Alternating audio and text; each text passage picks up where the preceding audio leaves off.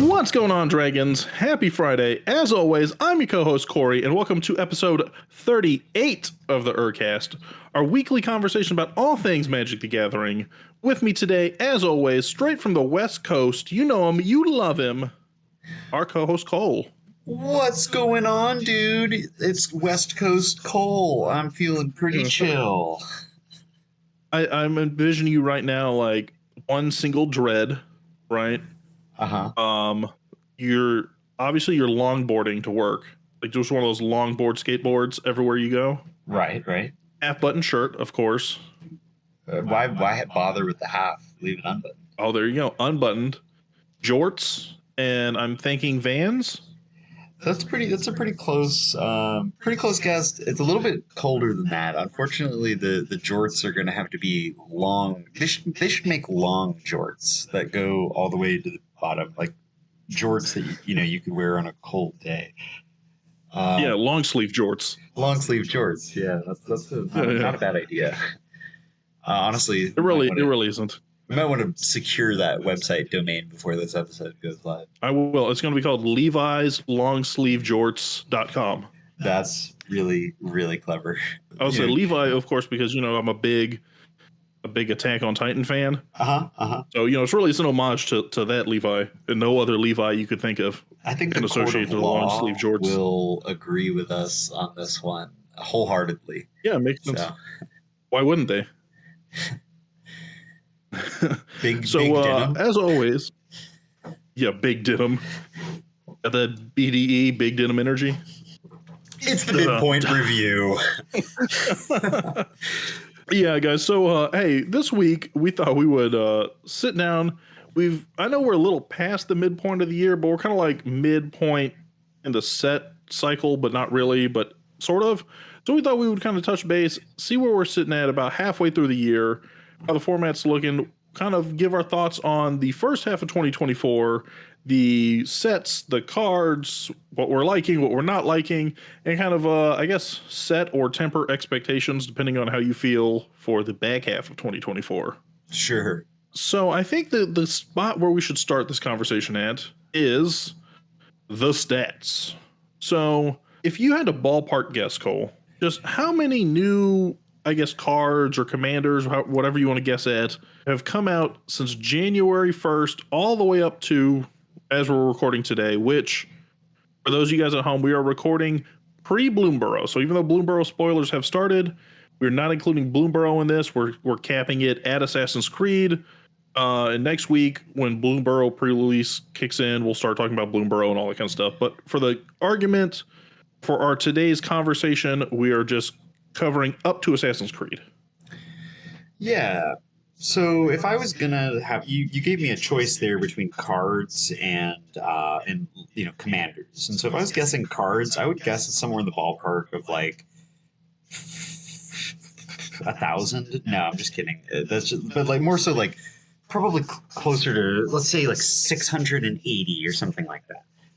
But I will have you know that I've been scrolling through Scryfall, Legendary Creatures, first printing, assorted by date, and so I feel like I can make a closer guess on the newer Legendary Creatures. And I've had to click previous page like 3 times to get back, and so I know it's less than 180. But I think it's probably closer to 140 or something like that. What if I would tell you were grossly under on all those estimates? I would believe including the 1,000 new cards, by the way. Wow.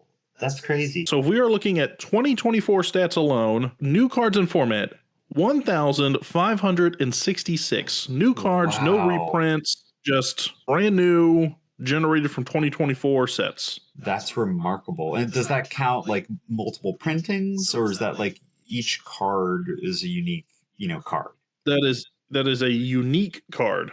Wow. Does it say how many with alternate printings? Yes, a lot more than that. I don't have the number in front of me, but a lot more than that. All right. New commanders, 260. Okay. I wanted to guess 200, but I tampered myself down, and I won't do that again. Hey, Now, ask me again. actually, this was the stat that was the most jarring to me. Right, was the new commander number, Uh-huh. because the number of commander legal cards, like as far as could be in your command zone, including backgrounds, including any kind of partners where you have two of them in there, anything that could essentially sit in your command zone, Yeah. planeswalkers that could be commanders, stuff like that. 2,387, so less than 2,400. So what that means is in the first chunk of this year, we've already seen roughly a 10% of all commanders out there have been printed out in the first 6-7 months of this year. Well, we talked about that last week with the way that product is just spewing out of Wizard of the Coast like nothing else. And Mhm. I think that this is kind of it's at the end of the day, it depends on how you look at it. It's like it's either a good thing or a bad thing because it's you want to play more Magic. Well, more Magic cards allows for more unique Magic, but then also there's kind of this effect of like it's watering down the pool. Are all of those cards quality cards? No. Are all commander legal cards like at all Mhm. even played? Like a lot of them are just useless draft chaff. And so I Sure. think that if you looked at like a playable number of commander cards, that number actually playable, not literally playable. Mhm. That number is definitely split in half. So not legally playable, but more like mentally playable, emotionally playable. If you were forced a gun to your head, you could play an uncommon from the Assassin's Creed set if you needed to, in an absolute And desperado I situation. think you would be thriving. I think you would see that uncommon and you're just living your best life. I do agree with you. If you're talking about the exact same uncommon as I am, but otherwise, I think it's a huge number, but you don't have to be a negative Nelly about it. You can be excited that maybe somebody sees a card that 100% fits them. And then the other thing about that is like if you look on EDH track, a lot of these decks or a lot of these cards aren't generating the same massive amount of decks as the oldies, the goldies, the classics, or even any legendary creature that came out within the last 4 or 5 years. Those numbers are consistent. A lot of those cards are still accumulating popularity because they're just good at what they do. And a lot of these new legendaries just kind of seem like a dime a dozen. Like I'm looking through these on Scryfall, I was like, I haven't played against probably 90% of these cards. What do you think about this argument? Because as you're talking about sort of the exhaustion of the amount of cards or the frequency you see them, I think you could almost make an argument that how you feel about that number, about there being 200 plus, 250 plus commanders, really depends on when you enter the format. Like if you were around in the 90s and this is, Outlaws of Thunder Junction was your 100th set because it was the 100th standard legal Mages Gathering set, you're probably feeling a little more burnt out than, hey, I just started and Outlaws of Thunder Junction was my first or second set. So these 260 is just like new options to a new game that I haven't fully explored yet. Well, I think you should have. That's a good attitude to have, regardless of your state of the game. Like being able to continuously be excited about the new stuff is like it doesn't feel the same as it did a couple years ago when you had so many fewer sets. But I'm still at a point where I'm like I'm excited to look through spoilers and I'm excited to find cards that I'm like, oh, I could build this. I might not ever build it. 99% of the time, I don't. But I like, I like being a part of looking at the new cards and being the guy who shakes his fist at the clouds and saying like, I don't Hmm. like all this new stuff or this is a directly updated version of this card like. RIP old commanders. Why would anybody ever You play know, that sort of what's funny though is you have exactly embodied that, because I would argue that there's not a single table I've ever sat down with you where people haven't gone, "Oh, it's that guy. There's goes that guy again." you joke, but sometimes I do. Sometimes I do agree. Or like when we do our command fests, I feel like I like that you were processing that for a second. Like he's joking, but it stings too deep. oh yeah, Honesty, it just pierces me in a way. haters gonna hate haters. I think we can get away with that though, due to the longevity of this relationship. If this was like our first chat together, I don't know if I'm pulling out the same barbs that I get, I get the honor of it, episode 38. No, I keep my barbs. I keep my barbs down for you, Corey. No, don't Keep you worry the, about any barbs. keep the quiver well stocked, ready to shoot that beautiful shot. Barb side down, feathers up. In addition to these 260 commanders, we've gone through 6 sets this year. I want to get a hot take, and we'll kind of break them down here in a second, but I want to get a knee-jerk A through F reaction from you. Right. We'll go through them chronologically. Ravnica Remastered. Give that a C. It's fine. It was all reprints. C.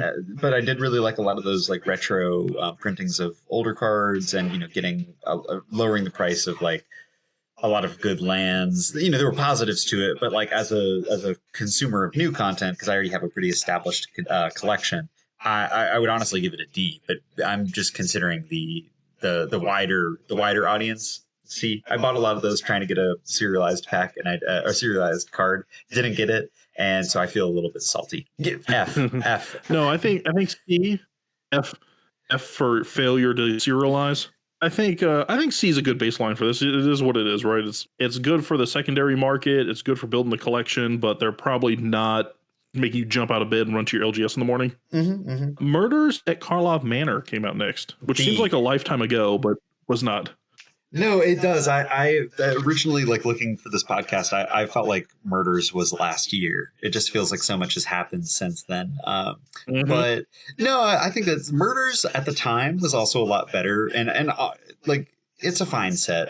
I'm salty that they brought out all these mechanics that I feel like they're never gonna revisit. But for it to be a murder mystery, like on premise, everybody was kind of hesitant, and then it was good. It delivered. It had some fun cards. It had some fun concepts. So I'm giving it a B. Okay, I'm actually gonna go in the opposite. I think I'll go C minus D on this one. So I think in a vacuum, it worked. In relativity to other sets, this was kind of the dud so far of the year for me. Everybody's gonna have highs and lows. This was kind of the low for me. I think that's Fallout. Fair. A. Auto A that. A? Or honestly, Okay. might even give it no, I mean, I wouldn't give it an S. I wouldn't give it an S. But I think Fallout really delivered a ton of really fun cards. I mean, this was a huge year for Universe Beyond in general, but like looking through the Fallout, legendary creatures, the Fallout like commanders, I couldn't find a single card that made me upset, or like everything was an extension of a already well-developed game mechanic. Didn't have a ton of new mechanics. It was just oldies goldies from like childhood gameplay, and the cards are fun, the cards are cool, nothing salty about them. Even flavor wise, right? Like they didn't do anything crazy as far as new mechanics. Like you could say maybe rad counters was the new mechanic of that set, but even that was just sort of a flavor play on mill. And I think it worked fine. I think it did a good balance of being a solid Magic set and also referencing the games really well. I don't know how big into Fallout games you are, but I think it did a good homage to the games and with those characters.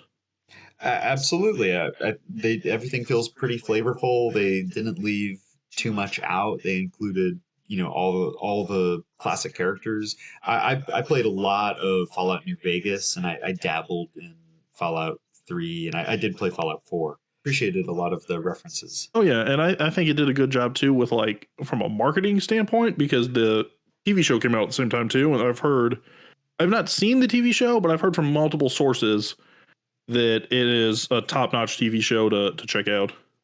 Well, to the listener, you have now heard from multiple sources, Corey and me. I haven't seen it either, so our opinion is worth spot.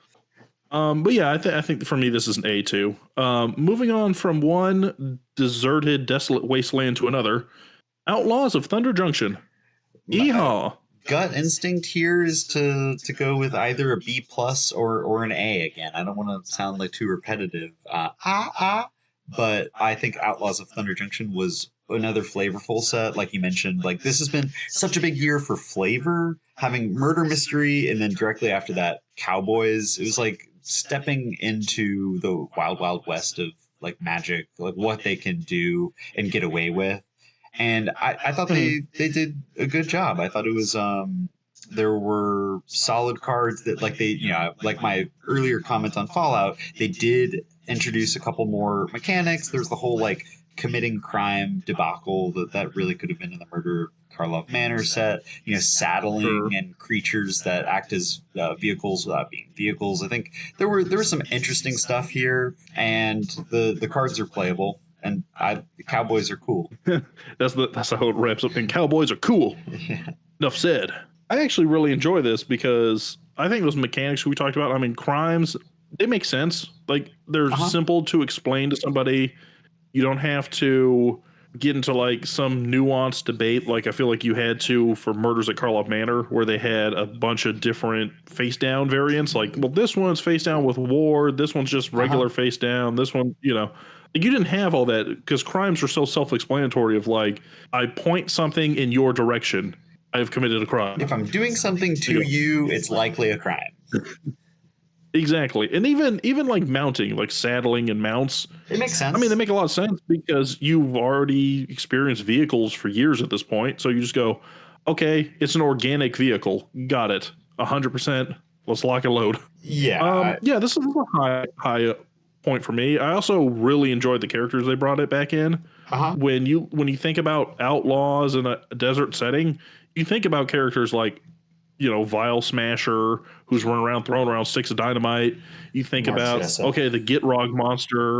Yeah, Marchesa. Like they made sense for the setting. It wasn't like you looked at this thing and went, it doesn't make sense that, you know, AC is here, or, you know, like Ulamog's not wandering around with a cowboy hat or anything like that. Like, the characters they fit in made sense for what they had. Flibith and Tiny Bones. This is a small guy set. Beautiful. Small guys took a dub on this one. Tiny Bones in particular really took a dub on this one. You could think however you want about Fibblefip, depending on what you feel about plotting and those kind of payoffs. But I mean, Tiny Bones cleaned up. Like, if you liked old Tiny Bones, you're gonna love new Tiny Bones. Overall, so what was your rating for this one? I think this is also an A, but if I were to like break it into a more nuanced, I don't know, 0 to 100 scale, I think this would be like a point or two below Fallout, but it would still be an A. I think like, that's these two, fair. I think just killed it on all setting, you know? Modern Horizons 3, MH Trace. Yeah, so as the kids call it. I mean, just in terms of like sheer playability, I feel threatened into giving this one an S rating. Like, if we're doing a gaming A through F scale, like, this definitely had a lot of new, fun, unique cards. It had great like energy cards. It had a lot of newer versions of old staples that felt unique or otherwise didn't feel unique, but were like well needed. And the free spells, I think, have settled really well on, the flair of spells that you can cast for free by sacrificing a non-token creature of that color. Those have settled really well and are not super oppressive, which they've kind of had issues with some other, free spells in the past. This definitely was a standout set of the year, just because of the sheer score of commanders that were added that like people are really associating with and connecting with. I think this one, out of the ones we just talked about and Assassin's Creed, which we haven't touched base on yet, but we will in a second, I think this is the one that probably immediately jumps out to you as like, this will have the impact on the format the longest for years to come. You know, you might have a commander out of these other sets or a couple cards in the 99 out of these other sets that stick around in certain decks, but I think this is the one you look back on in the same way we look back on Modern Horizons 2 as like, hey, so many cards came out in this set that redefine the format, or if they're not staples, they kind of push the power creep in future sets or the things that are currently staples. So seeing a lot of those cards kind of packed into one set is really exciting for me for the future.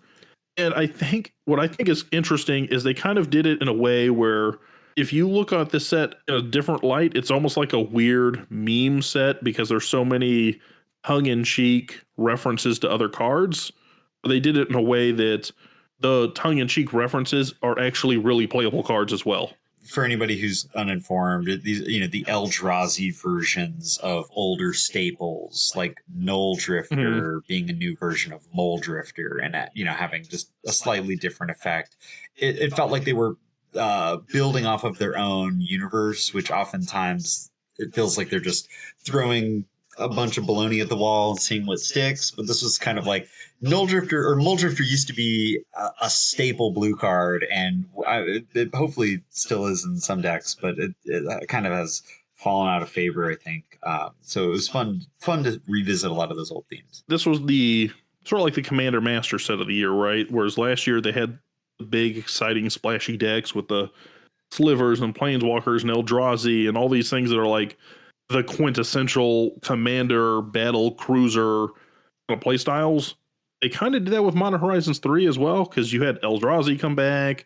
We had energy decks, which apart from this year, and we'll talk about the precons here in a little bit, but before this past year, I mean, you haven't seen energy support in a while, since what, like Aether Flux or something? Like, it's been big stretches. Yeah, obviously we saw energy like earlier this year with a lot of the stuff in Fallout, and so kind of really doubling down on that and making sure that it was a full dose and you weren't just getting a half measure of energy cards when it's kind of an intensive mechanic. That was very pleasant. I was very grateful. At least thought about it in that way. Energy, which started off 2024 being kind of weak, is at least considerably stronger now in mid 2024. Sure. I would also be pressed to say is like, if there's an S tier on this rating system, it's this one. You might look back at the end of the year when we've got other sets factored into this and go, okay, maybe it wasn't an S tier, maybe it's like high A, but in this scope, I think this has the most likely potential to be S tier in the long run. Well, I'm glad you agree with me. It makes me feel smarter. That's what I'm here for. I'm actually here not to formulate my own opinions, but just be an echo chamber for you. So you throw out a grade and I go, ooh, 10-4, good buddy. SSS. Last but not least, Assassin's Creed, the newest set. Also the one, I'll flash you back to the last episode, Cole. Right. The one we all kind of talked about being like, it got swept under the rug a little bit on the marketing department because preview season kicked off the same weekend as Modern Horizons 3. There were no commander decks for it. It kind of felt like there should have been commander decks for it, and then they got left on the cutting board. Where are we feeling at this? We're what, 2 weeks, a week and a half into Assassin's Creed as we're recording this. So what's your temperature check in these early AC days? Yeah, so my gut reaction is that the set is otherwise fine. They really botched the release of it, and we talked about that a lot in the last episode. So I feel bad giving this one a lower grade, but honestly, looking through the cards, there are I didn't play a lot of Assassin's Creed. I played the Assassin's Creed Black Flag. I owned Assassin's Creed 3 or something. I never really beat it, and so I'll get roasted in the comments for this. But I think that the cards themselves are pretty decent. Obviously, there's a lot of love for assassins with opening up, free running, but that also applies to your commander. So it's not entirely niched into assassins. This is also one of few sets that you can play real people from history. Leonardo da Vinci, Socrates, Cleopatra are all cool cards that they're reaching out, because originally Magic did have a lot of references to real life and used quotes from real books and people from history. And it's cool to personify or to give kind of the legendary status that these people have on our history books in Magic as well. I have no issues with that. For me, it's a ton of named characters that I just don't really know. And so sitting across from me, if somebody is playing one of these, earlier when I mentioned I haven't played 90% of these commanders, a large percentage of that was the Assassin's Creed. I feel like they had maybe the most legendary creatures this year in their set, And I'm like, I'm still going to have to read your card, even if you sit down with it. Completely agree with you. Now, for me, I played more Assassin's Creed than Fallout, like growing up. So I know I definitely played the first four, like where I played them entirety. Uh-huh. I did play number 5, which is the one set in the French Revolution, essentially. And after that, I pretty much fell off of it. The fifth one was not as exciting for me. I really got into Black Flag and the pirates and stuff like that. And then Right. the fifth one did not live up to the hype. And then I kind of tapered off. And I have somewhat dabbled in a couple of them since then. You can find some of them like Xbox and PlayStation and stuff like that, where you can download them for free and play around. None of them have really recaptured that same memory for me. Like I'll hop into, I don't know what the other one, like Odyssey, or there's one that's in like ancient Egypt, stuff like that, Origins. But none of them have really recaptured that Assassin's Creed 4, Black Flag, blowing up forts. So when I look at this set, I see a couple characters that I remember. Edward Kenway, who's the main character in Black Flag, Mm-hmm. stuff like that, where I'm like, oh, this is a really cool card for a character that I recognize. And then I see a lot of characters I don't recognize. I'm sure that's the same for people who didn't play Fallout. And I'm sure it's going to be the same for a lot of people that didn't play Final Fantasy next year, stuff like that. But yeah, I think with the marketing, I think with some of the character selection, probably there's a lot of them where they're just kind of like forgettable to me. Now, I do like the synergies in this set if I was going to build any kind of historical deck, because there's a lot of cards in here that, interact with historical spells. Yeah. So maybe if I want to build legendaries, or I want to build an artifact deck or sagas, there might be something here to dabble around with. Who knows? I think time will tell on this set, but I kind of see this being like the forgotten one that's in 2-3 years, someone goes, oh, look, I found a couple uncommons that have weird synergy that you've never heard of because from that set we all forgot about. Absolutely. It all comes down to the botched release and the fact that we were all hyped about Bloomburrow spoilers so much that nobody even learned it was being sold. Bloomburrow S tier. Yeah. Okay, so I made a solemn vow at the top of the episode, and it is on recording here, that we were not talking about Bloomburrow, but I want to talk about Bloomburrow for 1 second. S tier Bloomburrow. If we were talking about Bloomburrow, forget all these things. S tier for Bloomburrow. Enough said. Oh my! Wait, I want the whole set. We should have a Bloomburrow episode where we talk about Bloomburrow. I think we should, maybe like next week when we have it planned out. So when that happens, everybody at home, I want you to know I was right, and I'm going to mark this as a Cole victory. Very few, but when we have that episode and you guys are listening to it next week, what I'd like you actually to do is really check in on me and see how I'm doing, because I may have sold my house to generate enough liquidity to go purchase more Bloomburrow. That's how invested I am in this set right now. So check on me and make sure I'm doing okay, because I might have like foregone eating or sleeping so I can camp out in front of every LGS in my neighborhood or in my tri-county area. You're trying to buy out the Bloomburrow stock of every store, like some sort of apocalypse hoarder, and then you can be the king of South Florida or Central Florida Bloomburrow content. Don't shortchange me. Do not shortchange me like that, Cole. I'm gonna be the king of South and Central Florida Bloomburrow content. We're gonna draw a triangle. It's gonna go from Tampa to Orlando to Miami, and everything within that triangle is my little Bloomburrow fiefdom. Cory, the regional manager of Bloomburrow. Yeah, exactly. I actually, what does that make me? The assistant to the regional manager? Yes, not assistant regional manager, but assistant to the regional manager there, Dwight. Just so we're clear. But okay, so Bloomburrow aside, let's not get too far ahead of ourselves. Even though I'm already, burning up my card, I think, on pre-orders that I haven't pre-ordered yet. Best set, worst set. Where are you sitting? Like, what do you think are the victorious sets out of this? What do you think is the set that just did not meet its mark? Well, for that, I have to consult the grading system that we just established, 10 minutes ago, and say the best set was probably MH3. That got veritable S's from both of us. Worst set was honestly tied between Assassin's Creed for being released late, and then Murders of Markov Manor for feeling cool, and then gradually lowering in popularity over time until July.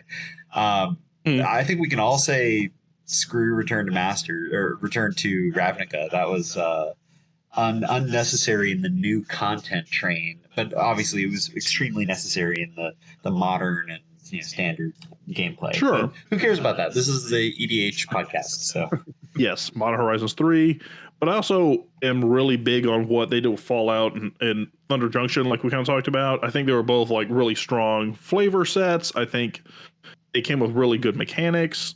The settings were solid. The Thunder Junction stuff, I mean, committing crimes shows a lot of potential going forward. Mounts, I think, can show potential in a lot of different settings. Like, it wouldn't be unreasonable to me to see us return to like an Eldraine again in the future, where suddenly you're mounting a unicorn or a Pegasus or a dragon even. There could be some interesting mounts you see in different fantasy settings going forward. yeah. What I like about that is they introduced mechanics that could potentially pop up in other settings. It's not necessarily like the struggles with Murders at Karlov Manor, which is how many variations of manifest am I going to possibly have? This face down with ward. This one is just a 2/2. Like, Instead of it's too like samey, giving an samey. evergreen keyword to something that we've all done throughout the entirety of Magic, like committing a crime. It's like that is a usable mechanic, because that crime committing is going to happen in every set via the cards. Like that you're always going to have an infinite supply of crimes to commit. Yeah, I mean, if you think about it, we've been committing crimes since the beginning of Magic. They just didn't put a label on it, and now they've decided to circle targeting an opponent and go, "That's a crime now." What they You ought target to stuff, that's a do crime is now. change the word opponent to criminal, because everybody is out here committing crimes. You all become criminals at some point. Target criminal does blank. Yeah, and then with saddle and mount, it's like that just perfectly fits into the fantasy wedge. And whereas the cases of Markov Manor are easily forgotten about, if you don't mind me saying so. The cases, I would say, this is going to sound bad, they're probably the most likely thing to be able to continue in a future set, and they don't seem that likely to continue in a future set. A real battle situation here. This kind of feels like battles from But the there's the thing, Phyrexia set. like I could see battles coming back at some point. I don't see cases having any need to come back. Also, let's talk about the fact that this was such a drop, and that why do none of the cases involve collecting clues? I should have at least one of them that's like, oh, you collect clues and then you crack so many clues and that's how you solve the case. Why does that not exist? Flavor fail. Markov was the set that had the collecting evidence, though, right? Exactly. But you already have clues, evidence. Like, why make up again? It comes back to the face down thing, right? Why make up a different flavor or a different variation of the same flavor mechanic you're going for when you already have something that's ready? You couldn't like refit clues to somehow work for this. Well, it's just this like hype about, oh, it's a new product. It has to feel unique. It has to, be unique, and so we have to take something that already exists and put a slight spin on it. But how does it get through the green room when they're like, isn't that just disguise? Like, isn't that just cloaking, or like just in a slightly different way, or what's the? So I'm gonna talk Bloomborough for 1 second for one Oh specific my gosh! example. Look at this right? guy! Look at this guy! Bloomborough S tier. He can't stop talking about it.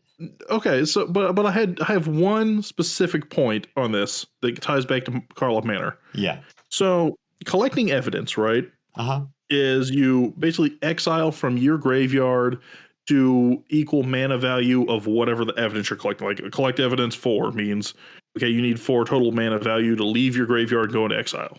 You've collected that much evidence, right? In Bloomborough, they've already teased forage as a mechanic, which is you can exile 3 cards from your graveyard to get whatever the forage effect is, or you can sacrifice a food, right? So forage, you can either sacrifice a food token or you can exile 3 cards. Explain to me, because that both these sets are on like a 2 or 3 year development cycle. So they were developing roughly around the same time. You know, they would have been roughly in the same stages with the teams kind of working parallel with each other. Yeah. Explain to me why collect evidence just isn't forage, but with clues instead of food.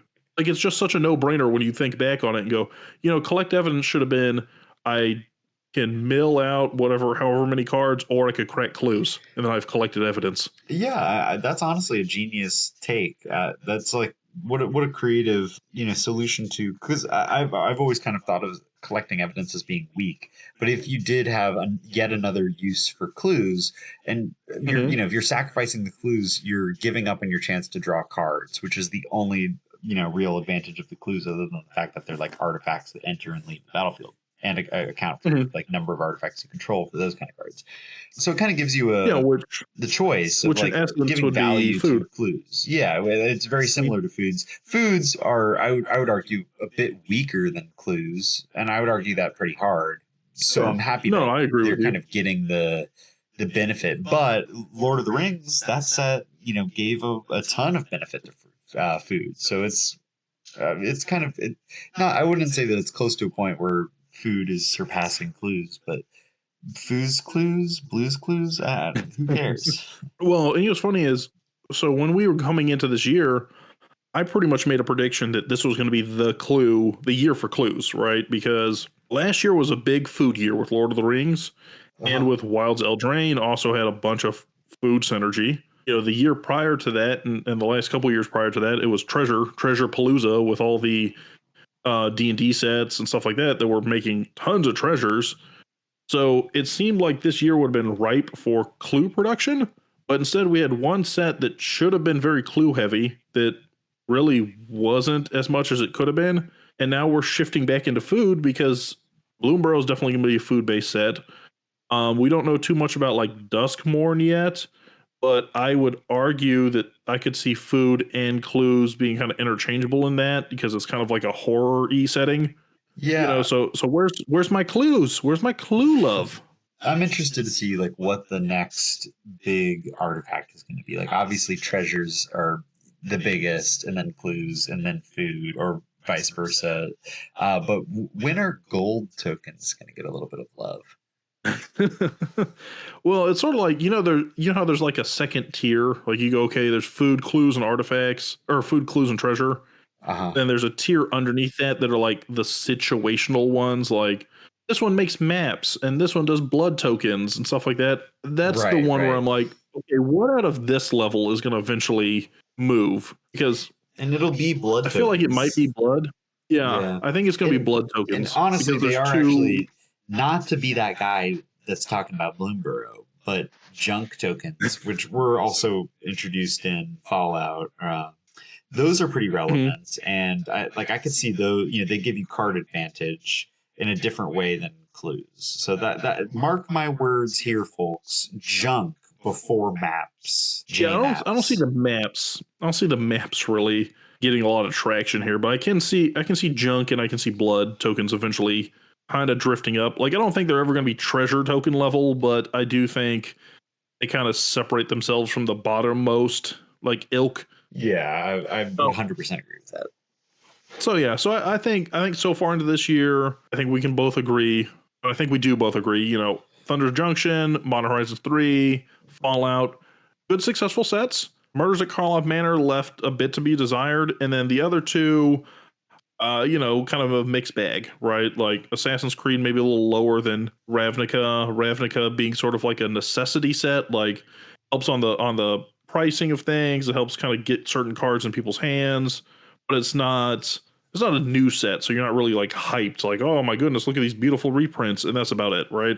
Right. Now with all these sets, let's shift gears for a second. With all these sets, other than Assassin's Creed, we have precons that came with them and I guess other than Ravnica Remastered too. But all the new sets we had precons come with them.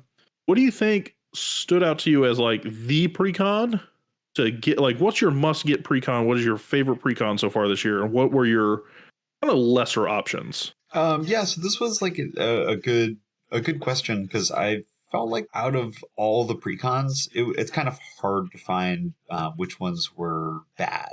Obviously, Hmm. some of them are better, But there was nothing that was like so awful. Like I purchased the Murders at Carlock Manor precon set, and I haven't played Sure. with all of them. But I really have enjoyed the Blame Game precon, which is about suspecting another forgotten mechanic, and which we forgot so hard we didn't even mention We didn't even entire. mention it. Yeah. Yeah. And with just a few upgrades, I feel like this deck pulls massive amounts of weight, and I've been really enjoying it.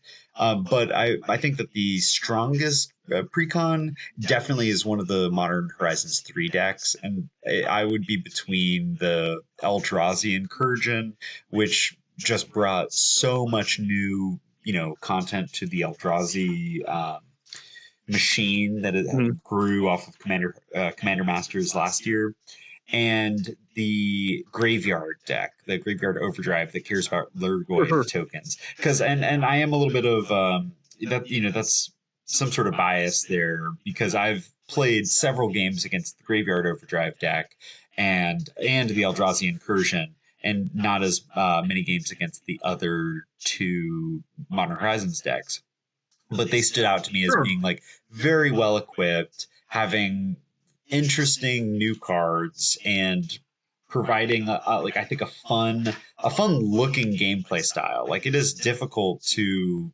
get over on that graveyard overdrive deck because those Lurgoyfs are just massive. And what I really like about those is sort of the uniqueness of them, right? Because when you look at the Graveyard Overdrive deck, and I will say I don't want to get too in depth on like specific commanders, and the reason for that is for you guys listening, we're gonna do an episode in probably a week or two that's we're gonna break down and give sort of our awards for commanders so far this year. We don't want to get too much into like this is the best commander, this is the worst commander, but looking at those decks as a whole, I mean the Graveyard Overdrive deck definitely appeals, I think, to two sets of players.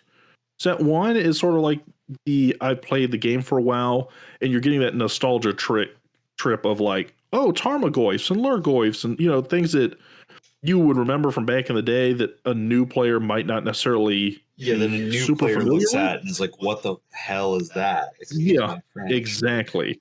But a new player, I think, is also drawn to this deck because it's a good, solid graveyard deck. Like it's, hey, learning about graveyards. I'm getting recursion. I'm getting these cool creatures out. I might not know what they are, but I know that they're hitting the battlefield and they're big and beefy, and I'm smashing people in the face with it.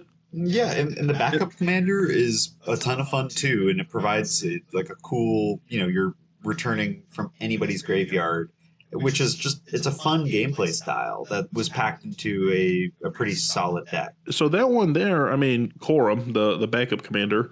I mean, that's a deck that our friend Ken over on the MTG YouTube channel, he plays Corum, and he's got a solid deck. It's a lot of fun. It's a fun gameplay experience. It does extremely well and does kind of what you expect out of that style of deck. Overall, the Modern Horizons 3 ones are probably the most consistent. Like if you were to look at this set of four versus another set of four from other sets, I think those are probably the better quadrilogy. Now they're pricier, because especially that Eldrazi deck went way up in price. I think it's like $150 or something now, but Whew.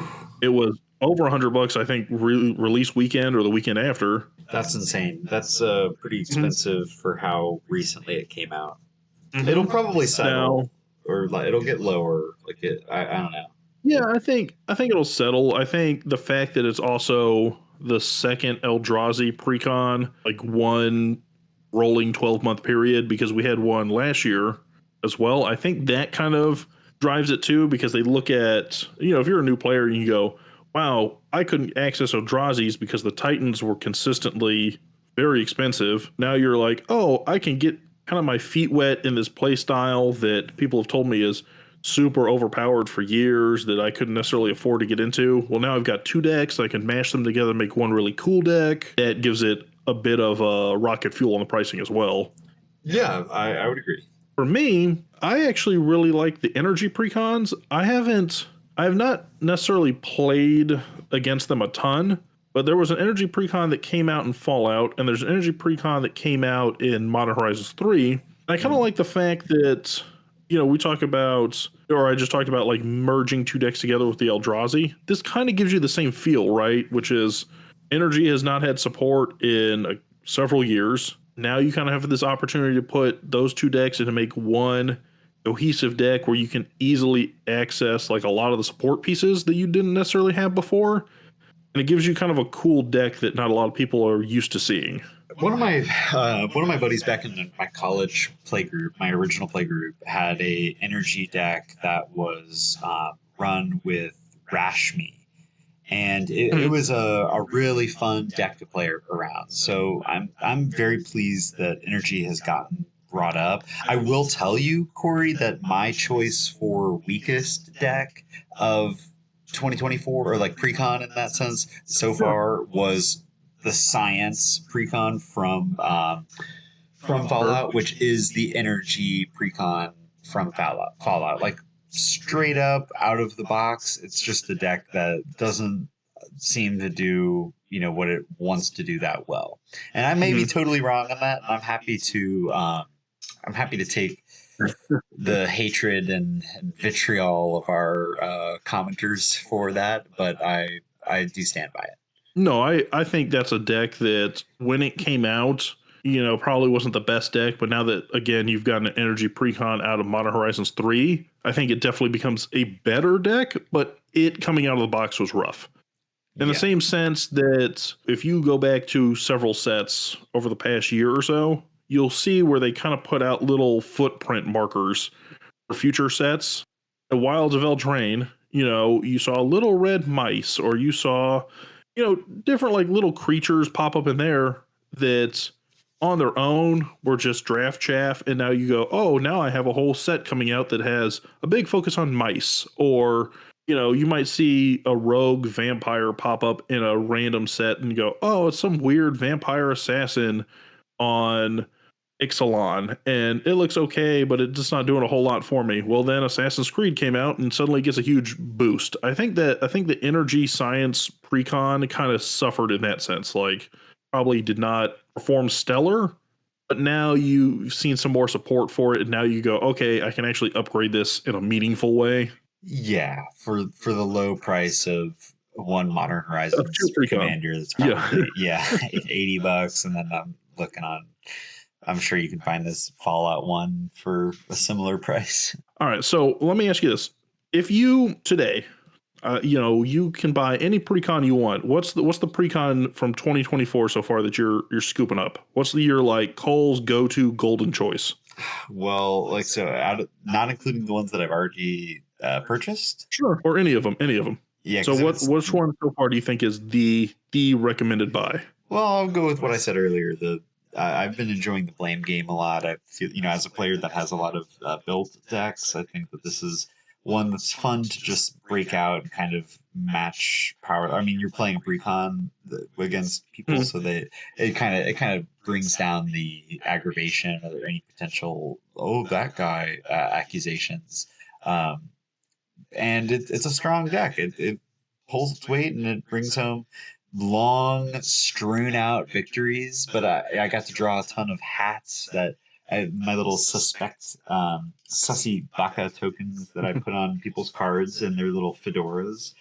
Mhm. And so it's brought me a lot of joy. And I actually, I'm here in California for 2 months. It's one of the 4 decks that I brought. I will say that is the deck that I probably am most surprised by. Like when I saw it teased, I was like, this is probably the third best deck out of that set in my opinion. But before you actually delve into the deck, but I remember when you first got it and we played maybe what a weekend or two after Karlov Manor came out, Uh-huh. and I mean it won the game, and two, it was a very viable deck. I mean, out of the box, it gave you a lot of interaction. You're having a lot of table play, which is always enjoyable for me. So you were able to constantly be doing things, which I think for a precon is just a huge boon. Like the fact that you can grab a precon, play it, and go, okay, it's not going to be one of those I fiddle around for 5 turns. Then, I do something on my turn. I wait for everything to come around. I do something, one thing again. and you're just kind of like dawdling for half the game. No, I think it came out, it played against the other decks. I think it did a good job of kind of balancing the table as far as like not being over controlling, but not being so passive that people could just, steamroll you out of the game. I thought it was actually a solid deck that I did not suspect it to be. Suspect it to be. Oh, I see what you did there. I'm glad. I'm glad you Smooth. shared that opinion. The one we have not really talked about yet that I actually think was the pre-con so far of 2024 at the halfway point. I want to talk Wise Mothman and the Rad counter deck. I think that was a deck. So Sharon, my wife, has that deck. I think it's a really fun deck. It's a mill strategy, but it's a mill strategy that also gives you like counters and stuff. So not only are you milling, but you're buffing up your creature, your flying creature, no less. So you're kind of getting like the best of both worlds, where it's mill, a little bit of combat. It's in green, so there's a decent ramp package. I think it is one of those decks where if you are a new player, you can understand the concepts behind it and you're very satisfied with it because you're drawing a bunch of cards, you're buffing up your creatures, you're ramping.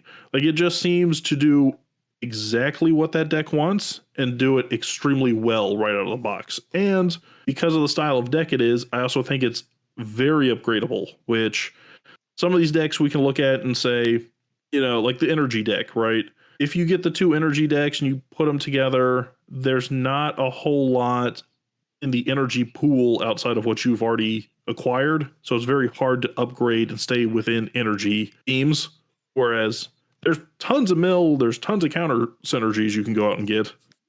Yeah, I mean, I think Wise Mothman was also one of the cards that, like, me as a bug guy, I was obviously like, oh, cool. Like, he's a cryptid. He's recognizable even if you're not a Fallout fan, just because of the Mothman lore. So I was paying a lot of attention to this deck. And I actually purchased this one as well. This one in the dog meat deck. I haven't gotten around to playing them because you know how life can be sometimes. But it's not a bug. It's not a bug deck. It is an insect card, but it definitely is mill. It's group mill. It's mill is a win con, and I love mill. I've always been mill's #1 defender, even when the going gets rough. But you were like the number one. Like you would say you're like a General Mills, like the cereal man himself. I wouldn't have said that, and I don't want to steal the credit for you from you for saying that. So if I said that, I would always say my friend Corey came up with this, but I'm General Mills. I would defer to you as General Mills. I'm more of like a Captain Crunch myself, but you are the General Mills if I've ever seen one. Well, honestly, that means a lot, man. So thanks, thanks for everything. I like how heavily you're grasping it. Like, yeah. That's a meaningful compliment. I think maybe. No, I like it. I think of myself as I've come around on being I have a Scarab God deck that I always say is not mill, but for the last couple years I've been being a little more, I guess, honest with myself and just saying, it's got. I used to be like, it's not mill. It has mill elements though, and that's no, sometimes it's just mill. Sometimes it is a mill. It's not the intent. Yeah, sometimes it's not.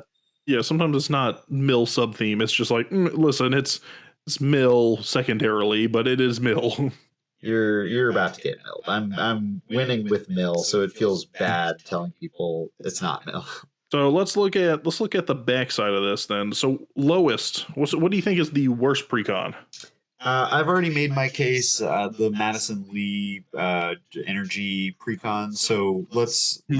What do you got? I'm gonna go to Murders at Karloff Manor. We're gonna be talking about that little flip deck. I don't even remember what it's called. Disguise something. It's Deadly Disguise. I will admit, I personally have not played it. I've heard people tell me that it is better than it looks. Yes. But I want to just say, when I make the argument that energy is a very difficult thing to upgrade, what do you think this deck is? Because there's not a lot you can do with this deck, in my opinion, to upgrade it in the long run. And I don't know. It's like bad ninjutsu, I think, at that point. You just go, oh, ninjas typically aren't in Naya colors, so this is Naya ninjas. No, thank you. But it does, encapsulate all of Morph, and Morph, for better or for worse, with all this new like disguising and cloaking and whatnot. Morph used to be a very weak, mechanic, and now it's kind of in a similar way to the energy. It's like you have Kadena, the slinking sorcerer that came out several years ago. That's like soul tie, green, blue, black.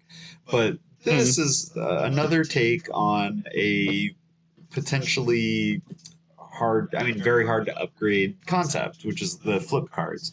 And at least it has green. Is all I'm gonna say. At least it has green, because I think there's enough more cards, and I stand by that. I had very weak expectations for this deck, but I played against it, and it actually did some kind of interesting stuff, and nearly secured a victory. So Yeah, I'm I just think not down on it. I think the longest impact or the longest lasting impact we're going to see from this deck is going to be the backup commander Descana. It's sort of like the all your 2/2s get +3/+3, like the bear commander. Right. I think that's the one we'll see the most longevity from because it's a bear commander. But the rest of this deck, I kind of see getting relegated as just sort of like, oh, it was a one hit wonder from the fact that this was a focus of that set, and we're just moving on from there. Like, I don't see there being another morph deck coming out anytime soon.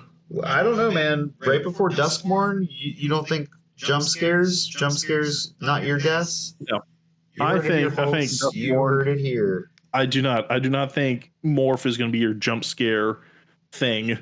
Well, I Yeah, hope so you're you have sorely heard it there. mistaken. And then write that down, listener, as the second Cole victory of 2024. You've made it.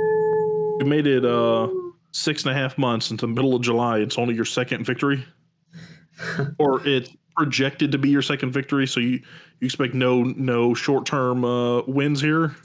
I reserve the right to require, like, to profoundly state the possibility of more victories, and I will do so in the next couple episodes. So that the number and it being the second Cole victory, really consider that more like a per episode thing. Like, Sure. it's So like in the grand scheme of things, it's probably and I also said 2024.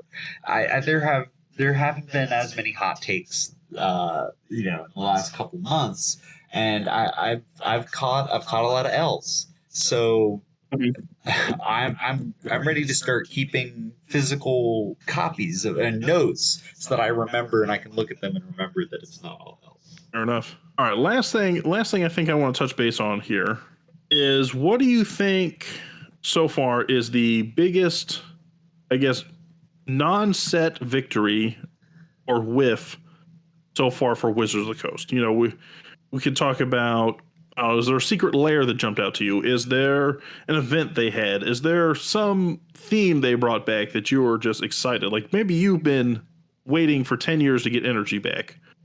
What do you think has been the one thing or direction you've seen them take that you're like, they get it? And then what's the one direction you've seen them take where you're maybe struggling a little bit?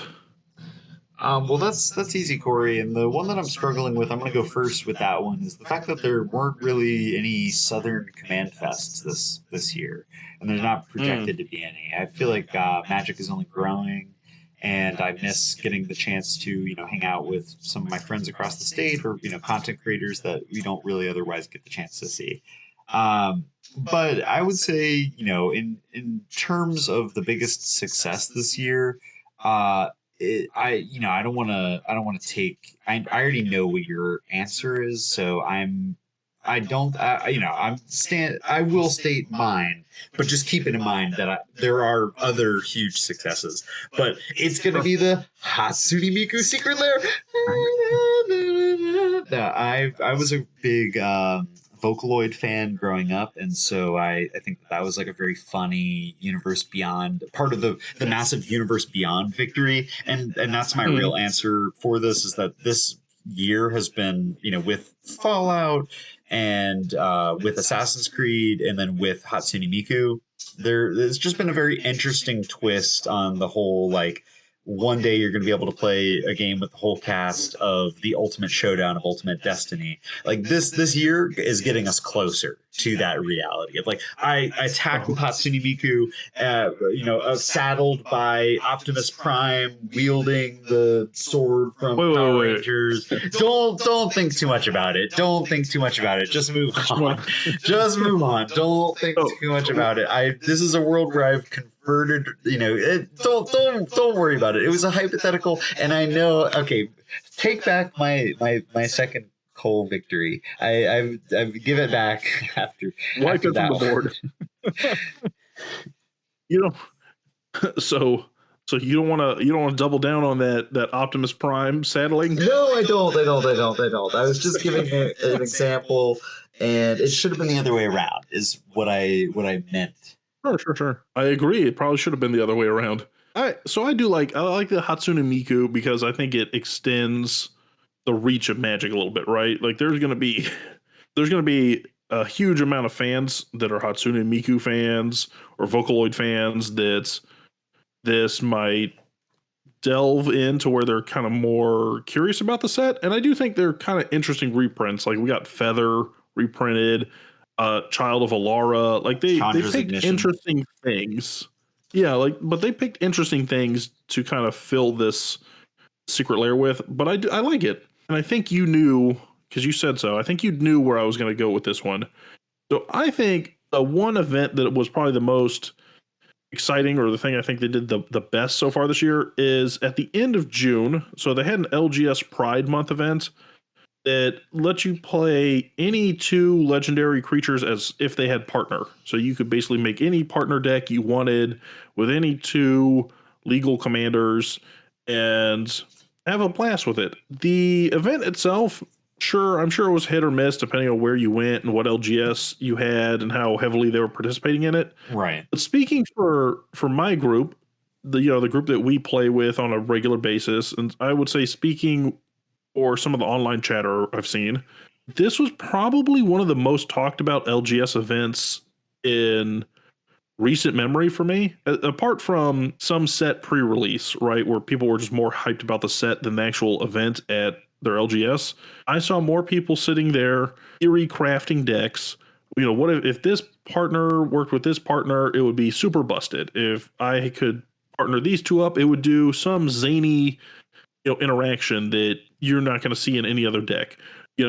By doing these 2 together, I get access to these weird combos and these interesting color combinations. Like the excitement they had around that, I think says a lot for things we could have in future events that really energize the community. So I think that was probably the biggest success on a non-set release standpoint for me so far this year. Yeah, I mean, everybody's always like talked about, what if all commanders had partner, or like what if I was able to add one more color to my deck. And so getting the opportunity to kind of do that in like a sanctioned game, because you can always do that with your homies across the table. But it was really fun, and I agree with you that it got everybody talking and kind of laughing about funny combinations. And even if you weren't super into the idea of it, or like building another deck for it, you could always like take a legendary creature out of your current deck and be like, okay, well, this is what Norin the Wary would feel like if I always had Perforos in my hand, which is a pretty good feeling. Or vice versa. So I liked it. I agree with you. It was super successful. It got people talking, and I think they did what they wanted to do. They got good attention. Was there any sort of money raised? I don't know if there was any money raised, but I just think it was good from a engagement standpoint. Yeah.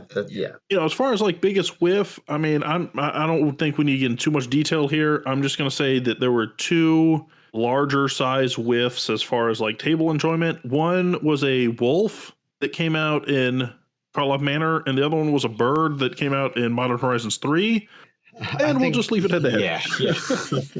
But the fact that they're imprints, hey, maybe you just don't like the people you play with and you would like to build those decks. So, don't invite me to that table, please. but have fun, I guess.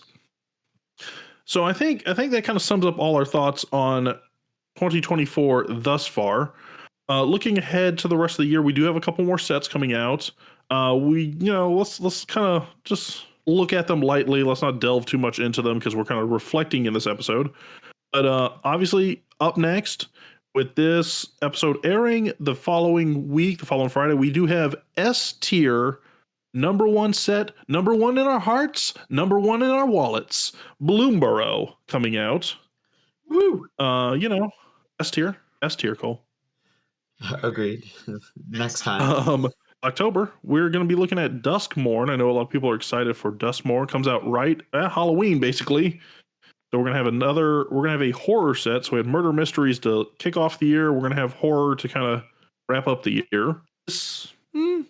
Early results look interesting. I don't know it's going to be Bloomborough for me, but I don't know that it's going to be Karloff Manor for me either. Looks like a healthy set. Yeah, we have time to really digest those spoilers, and we will have a dedicated episode to it. So catch us on that one. Yeah. Last but not least, I mean, they just announced it the other couple weeks ago, about 2 weeks ago at this point. But Foundations looks like an interesting set. So we have a new set on the calendar, which is going to be reminiscence of the old core sets. So we used to have old core sets every single year that had a lot of staples, mana dorks, some removal spells, stuff like that. Stuff where you could have it and you had really the foundation of a deck. So they decided to make a new version called Foundations. It's going to be standard legal till 2029. All we really know about it is Llanowar Elves is going to be in there. And that's good. Sounds like a great set. But I think that about sums up our conversation here. So let's hop into question of the week, card of the week. I know this is getting to a little bit of a longer episode, so we'll do question of the week, card of the week, and then we'll probably wrap it up there. Are you ready, Cole? Question of the week. What you got? Okay, I'm going to hope I spell this or I read this correctly because it's spelled with some numbers and different exclamation points and stuff like that. Math is for blockers. But I believe it's, yeah, exactly. Math is for blockers. I never block, so you figure that out. This comes to us from Domained as the closest I can guess at it. So if I have it incorrect, I do apologize. This comes to us from Domained at Twitter. Domain would like to know, what is the most frustrating ability, in your opinion, to play a game with on Spell Table and or Tabletop Simulator? And then it says in parentheses, I think I have that right, that Cole plays. Cole, you do play Tabletop Simulator, I can confirm. I do. Yeah, thanks, Domain, for reaching out.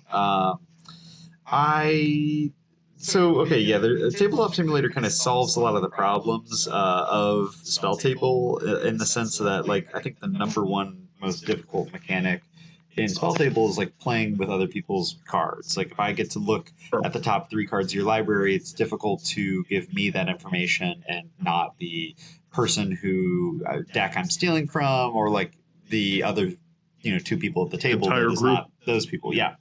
And so in Tabletop Simulator, you're able to, there's a physical or a virtual, I guess, copy of the deck that you can look at, and it's the cards in order. You can pick them up with your mouse, and it feels like you're reaching across the table and picking up a card.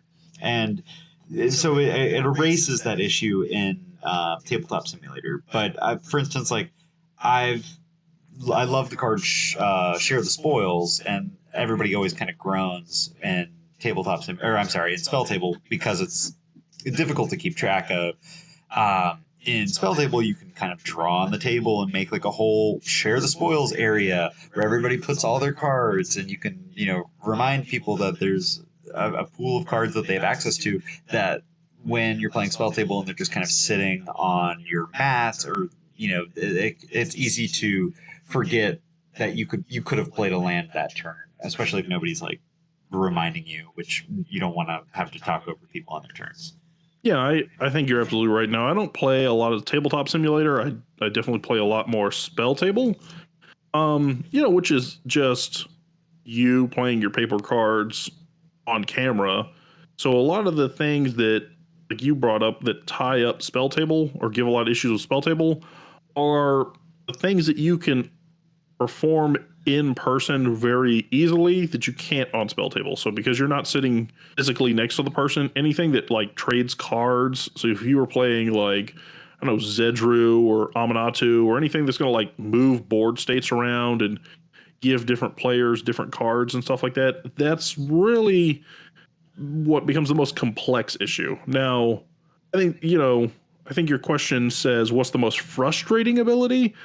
I think there's ways to alleviate some of that frustration, through communication and things like that, but it's definitely going to be the most unclear thing to kind of follow. So you almost have to do extra steps just to alleviate some frustration or alleviate some misunderstandings or miscommunications. So that can be very hard, I think, on camera games. And I think a lot of players, and Cole, correct me if I'm wrong or if you disagree, but I do think a lot of players, myself included, will kind of shy away from a lot of those theft strategies or from a lot of those share the spoil style strategies and cards when they're on spell table for that very reason. But sometimes it's, oh, I forgot I had this in here. That's all I can really play, and I need the card advantage. I'm slapping down Share the Spoils. Oh, yeah. I mean, listen, if you're playing a deck that does other things and it happens to have Share the Spoils, those things happen, but I would not roll up to that game and go, all right, great. My entire deck is like John Arenicus or Beamtown Bullies. Like, or Gonti. It's going to be very, or Gonti. Like those are just not pleasurable decks to see where you're consistently doing that. But hopefully that answers your question. I think that's probably what you're going to get 99% of is that answer is anything that moves or rotates or shifts around the board state in some way. But thank you for your question of the week. If you guys have question of the weeks or anything like that, you can go ahead and shoot it over to us on Twitter like Domain did, or you can leave it to us in the comments. Anything like that. We do appreciate receiving them, so send them on over. Any question, doesn't matter how big, how small, we will do our best to answer it. But that's question of the week. Cole, what do you have for card of the week? Yeah, so the card of the week is just a commander from, I think, a really underhyped set, the Assassin's Creed set, that does something pretty unique. And I think it needs to be discussed because it kind of sets a new an interesting direction for an older or a mechanic that everybody's wanted this to happen, but it hasn't. And if I've been talking in circles, but it's Sigurd, the Jarl of Ravensthorpe. Ooh, I actually do like this card. Yeah, he's Naya. He's a legendary human warrior. He has Vigilance, Trample, and Lifelink, which is a great set of keywords. And he can boast for the cost of 1, so that means you have to attack with this creature, and you can only do this ability once when this creature has attacked.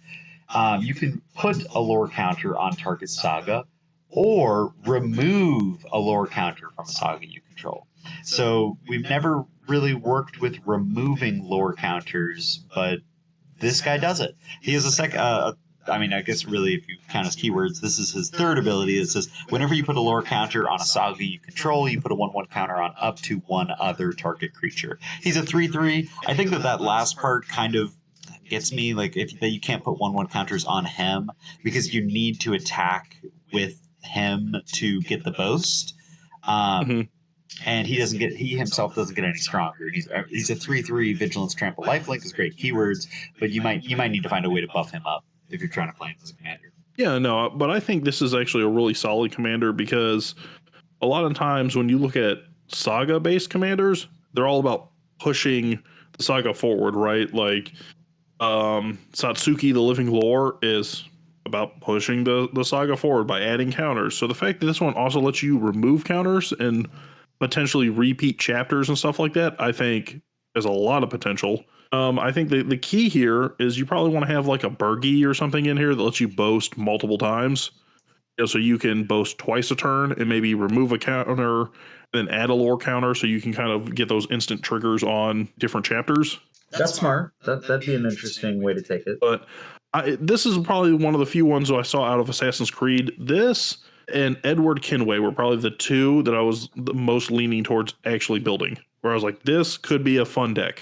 I hope that doesn't take anything away from the next week's Commander Awards. Or a couple weeks. That is incorrect, sir. Next week is S tier Bloomborough. Sploomborough. Hey, great card of the week, Cole.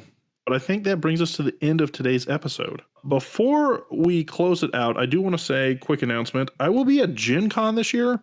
So this episode is coming up on July 19th. Gen Con is by that number 2 weekends away. So the weekend of August 2nd. I'll be there all 4 days, so Thursday through Sunday. So if you do see me, I'm not really holding any events or anything. I'm just wandering around amongst the crowd. But if you do spot this needle in a haystack, feel free to say hi. I'm rather approachable, unless I'm hungry and foaming at the mouth, in which case maybe wave from a distance away, or take a photo and report me to Cole, that he should Uber Eats me some food or something. But I'll be there, so feel free to say hi. Cole won't be there, though. Shame on you, Cole. No, unfortunately not. But that does bring us to the end of today's episode.